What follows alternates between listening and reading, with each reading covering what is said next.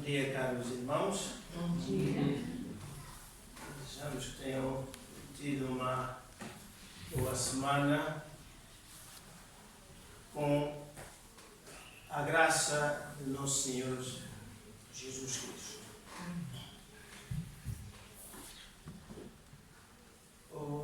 Ouvimos ler há pouco o Evangelho de Lucas, exatamente os primeiros 2 versículos do texto chamado como o capítulo dos perdidos e achados. Mas esta manhã, por breves minutos, queríamos refletir com os irmãos este tema. É uma pergunta: como reajo normalmente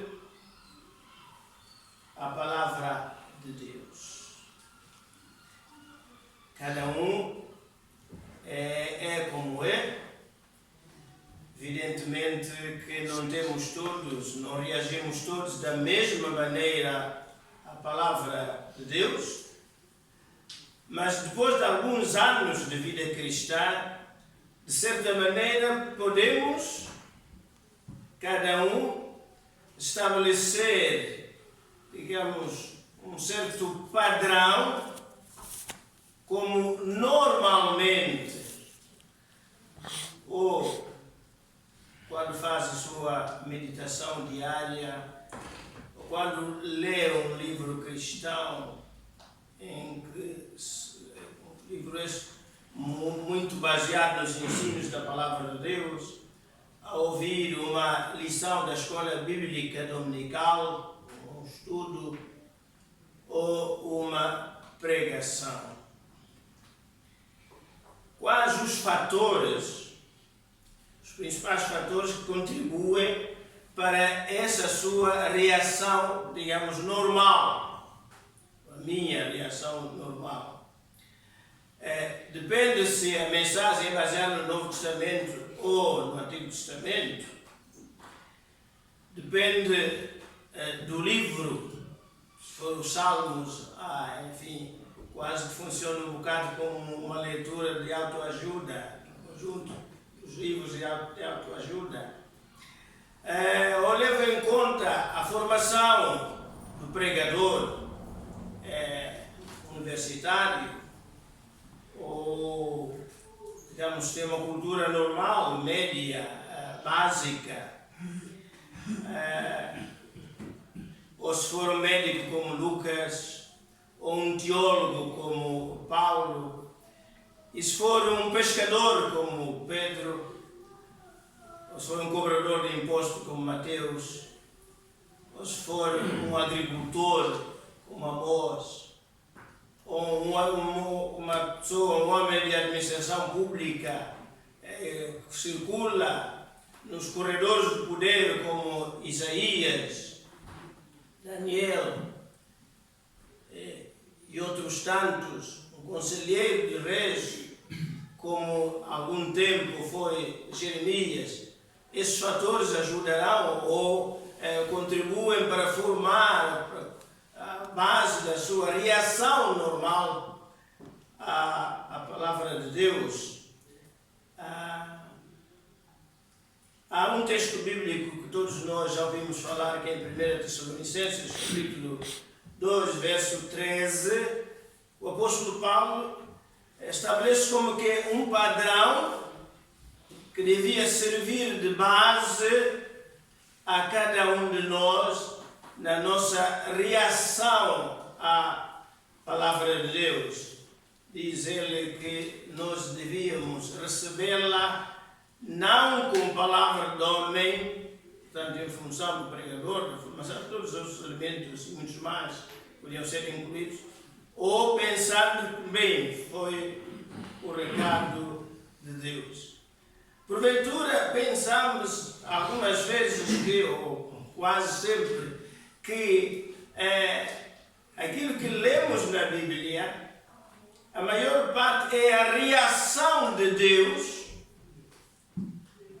ao meu comportamento, às minhas atitudes, à minha postura, Deus também reage. Se eu reajo à sua palavra, porque que Ele não terá também, aliás, Ele terá razões de sobra para reagir às minhas atitudes, à minha postura e às minhas palavras.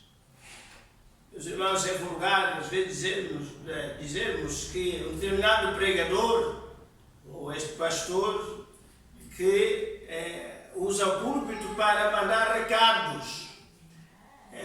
Meus irmãos, é verdade que biblicamente falando, quando Deus nos fala, aliás, a linguagem dos profetas muitas vezes diz, vai e diz a fulano. Se isso não é recado, meus irmãos, o que será? E será que Deus só mandou recados ao rei Ezequias, ou mandou Natan a David, e não pode fazer a mesma coisa hoje? Para ilustrar, meus irmãos, há uns anos atrás, a propósito do texto que temos diante de nós aberto, estávamos em Tomar e o pastor Valério convidou-nos para ir pregar no fim de semana lá à igreja de Faro. E saímos de Tomar ao princípio da manhã, fomos de caminhoneta e praticamente ao fim do dia que chegamos a Faro. Estamos sábado de manhã em Tomar, no fim do dia de sábado em Faro. E ficamos hospedados em casa do pastor Valério, a dona Ruth. No domingo, na manhã seguinte, por volta das 10 horas, já estávamos lá nas instalações da igreja, a Rua Horta Machado, que é pertinho da casa onde o pastor vivia. Participamos da escola bíblica dominical, a seguir aconteceu o culto. Quando o pastor Valério nos deu tempo, irmãos, o texto bíblico foi exatamente de Lucas capítulo 15, incidindo principalmente na chamada parábola do filho pródigo.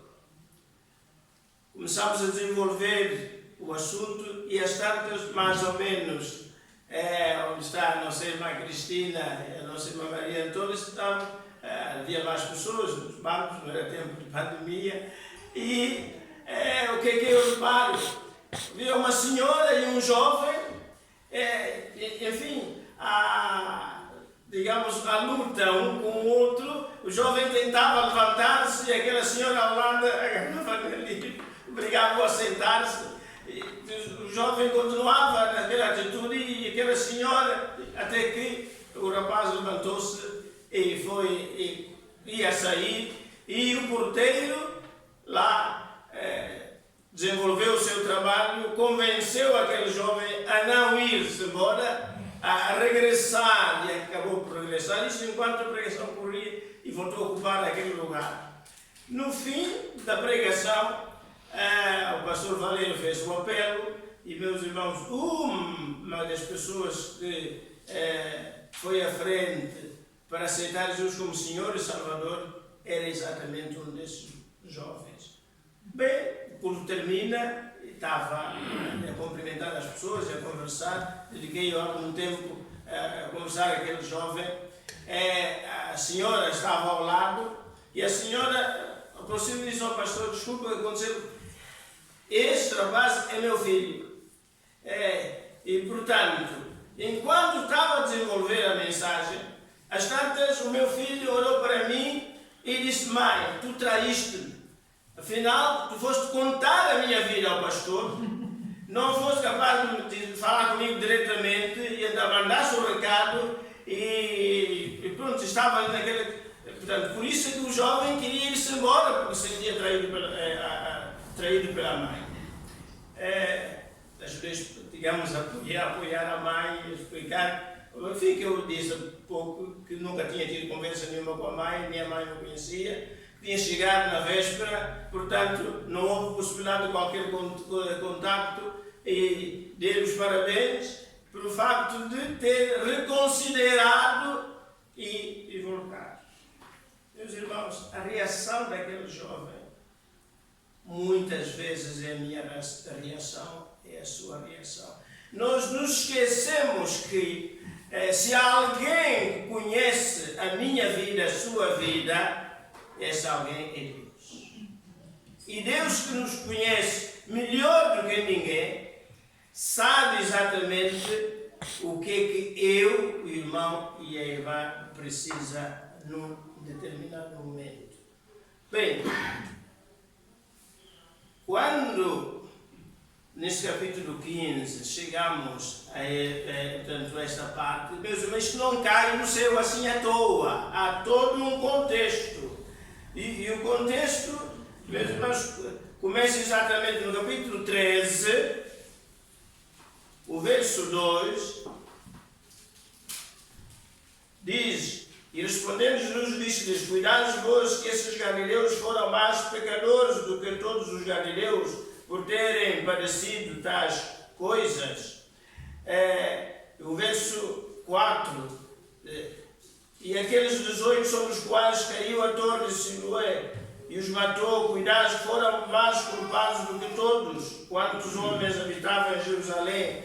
Havia um grupo de pessoas, como hoje há, né, entre os quais, porventura, se inclui alguns de nós, gostamos de nos avaliar considerando que os outros, ou o outro ou outra, comparativamente comigo, a folha dele é mais suja do que a minha. O cadastro dele está encardido e o meu praticamente está limpinho.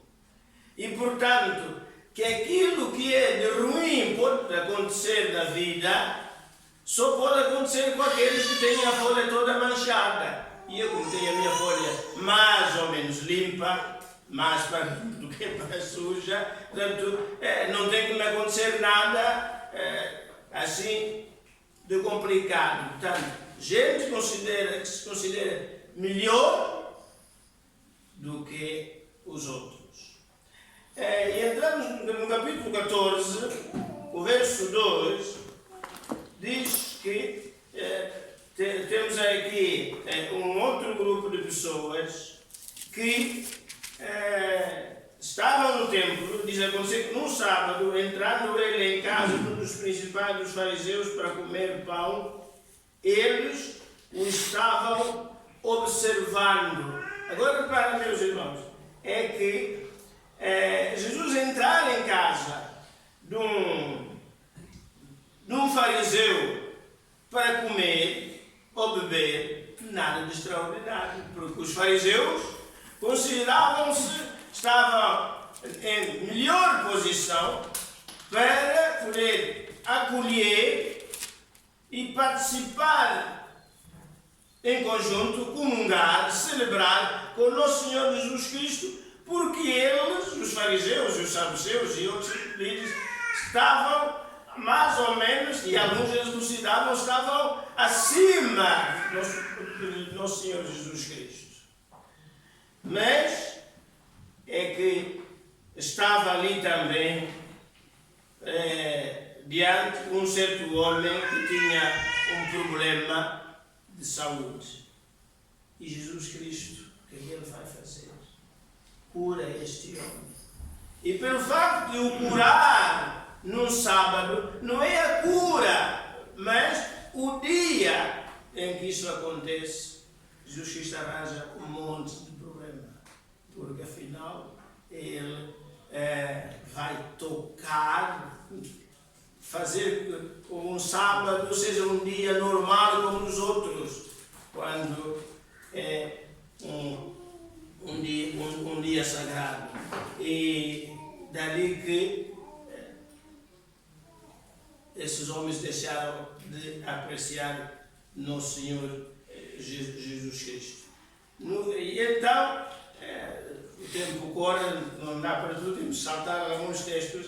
E agora, meus irmãos, reparem o verso 15, capítulo 15, o verso 1 e 2. E chegavam-se a ele, já não são os fariseus, já não são os saduceus, já não são os escribas, mas publicanos e pecadores para o ouvir. entrar em casa do fariseu, tudo bem, sem problema. Agora, Jesus Cristo entrar ou permitir que publicanos e pecadores se aproximem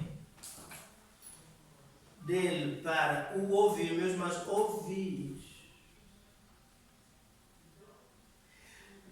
Esqueceram-se os fariseus, os saduceus, aquilo que o apóstolo Paulo vem dizer aqui, a fé vem pelo ouvir, e ouvir da palavra de Deus. Em vez de alimentarem a esperança de que, olha, é interessante, até estes estão a ouvi-lo, estão a escutá-lo. Em vez de se alegrarem, pularem de satisfação, para eles isso não é aceitável. Como é que uma pessoa como Jesus Cristo dá espaço, dá tempo a estas pessoas? Mas Jesus Cristo ainda faz algo pior. Diz o verso 12, e os fariseus e os escribas murmuravam dizendo, meus irmãos, Jesus já não tem nome. Jesus já não tem nome. Este recebe pecadores e come com eles. A palavra que Lucas usa, em grego, pecadores, pessoas cuja vida, cuja atividade, que ocupam o seu dia a dia, de manhã à noite, é pecado, enfim, trabalhadores do pecado ou no pecado. São estas pessoas consideradas naquela sociedade pessoas marginais e marginalizadas, enfim, pecadores dos pés à cabeça, que um fariseu, um fariseu significa santo, separado, santificado, e Jesus Cristo vê e diz que recebe os pecadores, os praticantes, têm a ficha toda ela suja, não há nenhum espaço que se veja, enfim, poderia alimentar alguma esperança. Mas pior ainda é que come com eles. Meus irmãos, a cultura oriental é quase toda a cultura mesmo dos nossos dias. Nem toda a gente se sente conosco à mesa. Nem nós aceitamos sentar à mesa de qualquer pessoa, também não aceitamos qualquer pessoa sentar à nossa mesa. E os fariseus pensavam assim, e agiam assim, e viviam assim. Agora Jesus Cristo veio, é realmente um fora de lei. E meus irmãos, esta questão é tão séria, mas ao mesmo tempo parece que é muito branqueada pelo cristianismo ao longo da história.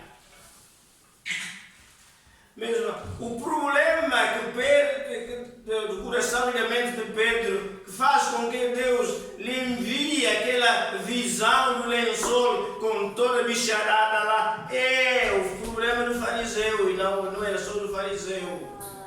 Meus irmãos, o primeiro concílio cristão, um dos temas principais lá em Jerusalém é exatamente isto.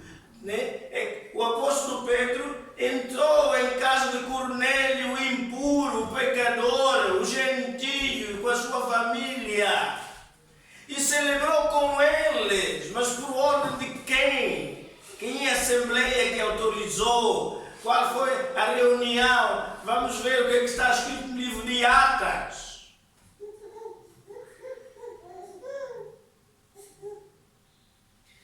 Jesus Cristo recebe, dá guarida, hospeda e come com ele. E meus irmãos, e comer com eles naquele tempo não é como nós. Cada um tem o seu prato, tem o seu talher, enfim, serve. No fundo estamos juntos, mas como se não... Mas naquele tempo, todos nós nos lembramos disso. Até o pão, né? Vinha uma espécie de uma sêmia em cima, era mais parecido como se fosse uma pizza, outra coisa qualquer, nem as palmarinhas, e cada um pegava, acordava o seu bocado, passava para o outro. Meus irmãos, Jesus comeu com os publicanos e os pecadores desta maneira. E isto era inaceitável para um fariseu, para um escriba, para um saduceu. Meus irmãos, e ao longo da história, nós, cristãos, temos alimentado esta visão dos fariseus quando olhamos para os outros.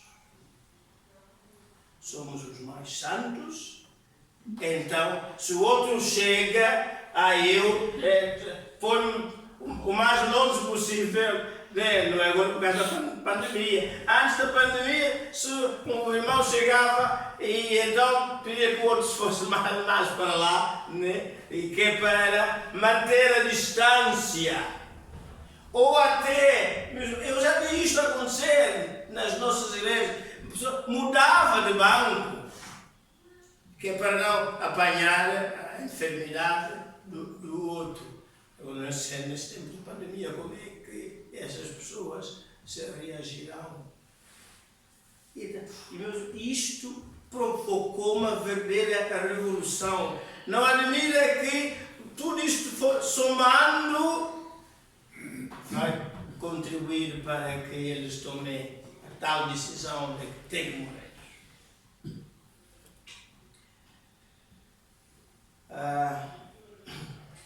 E por causa disto, meus irmãos, diz Jesus, a reação de Jesus Cristo. Verso 3. E ele, Jesus, lhes propôs esta parábola. Lhes, quem? Os do verso 2, os fariseus e os escribas. Meus irmãos, a parábola da dracma, a parábola da ovelha, a parábola chamada do filho pródigo, foram contados como reação de nosso Senhor Jesus Cristo, a reação destes homens, destas mulheres, que não aceitavam que se desse oportunidade àqueles cuja profissão é praticar o pecado. Os publicanos, por cobrarem a mais, por roubarem. Os pecadores, no fundo, por prostituírem. É que realmente trata-se de prostitutas e prostitutos. E cobradores de impostos, gente que extorquiam dinheiro, roubavam, cobravam, punham uma porcentagem, tanto para além do lucro a que tinham direito. Jesus Cristo não está a dizer que eles eram santos. Jesus Cristo está a dizer que eles eram puros. Simplesmente, se Ele veio para buscar e salvar o que se havia perdido, logo tinha que estar com eles e ensinar, até porque eles estão interessados em ouvir, né? Chegavam-se a ele todos os publicanos e pecadores para ouvir. Meus irmãos, a reação destas pessoas, os publicanos e pecadores, que normalmente não apareciam nesse tipo de encontros, eles começaram a distinguir que Jesus Cristo era um rabi, era um mestre diferente de todos os outros. E eles foram perdendo o acanhamento, a vergonha, eles iam encurtando a distância. Meus irmãos, A igreja que não encurta a distância entre o mundo sagrado e o mundo profano, meus irmãos, o futuro é uma grande incógnita. Se nós levantamos, em vez de roubar, levantamos barreiras, meus irmãos, Deus vai pedir conta a cada um de nós. Se nem um lá, nem bom dia, nem boa tarde, nem como é que se chama, quem é você, nós não pronunciamos, meus irmãos, nós estamos, no mínimo, a seguir o exemplo do nosso Senhor Jesus Cristo.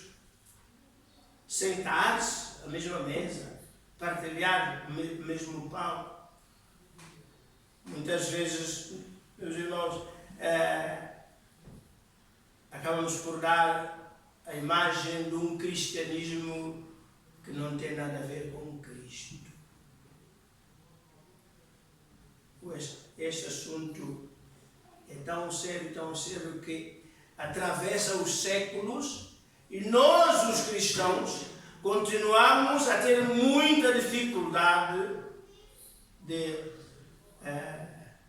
acertar a nossa agulha com a visão e a prática do nosso Senhor Jesus Cristo e a seguir mais o comportamento e a atitude dos fariseus do que discípulos do nosso Senhor Jesus Cristo.